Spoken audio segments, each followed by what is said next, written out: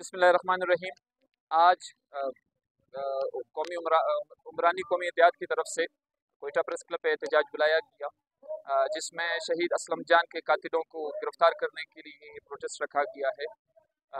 जैसे आप सब जानते हैं, बलूचिस्तान में कानून, बलूचिस्तान में इदारे और बलूचिस्तान में इंतज़ामिया ये ठेकेदार बन चुके हैं और उनका जो ठेका है वो किसी ऊपर वाले के हाथ में होता है। यकीनन सरमाएदार, जागीरदार और सरदार के हाथ में होता है।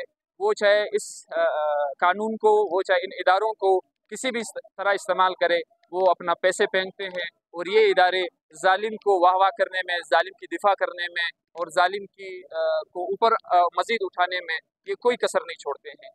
मजलूम कल भी मजलूम था, मजलूम आज भी मजलूम है, मगर ऐसा नहीं हो सकता कि मजलूम आने वाले वक्त भी मजलूम रहेगा। एक दिन आएगा जब हम तमाम मजलूम इत्तेहाद करके एक साथ खड़े होंगे और इन जालिमों के लिए कोई रास्ता नहीं होगा, इन इदारों के लिए कोई रास्ता नहीं होगा मुँह छुपाने के लिए। आज इससे हम हुकूमत से इल्तजा करते हैं, बल्कि अपील करते हैं, बल्कि डिमांड करते हैं कि इस शहीद के कातिलों को फौरी तौर पर गिरफ्तार किया जाए।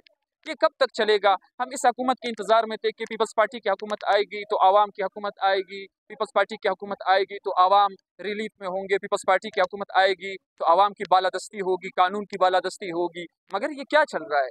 क्या हम इस दिन के लिए हमने वोट दिए थे, हमने इस दिन के लिए मेहनत की थी कि हम अपनी ही हुकूमत में खुद पिसते रहें,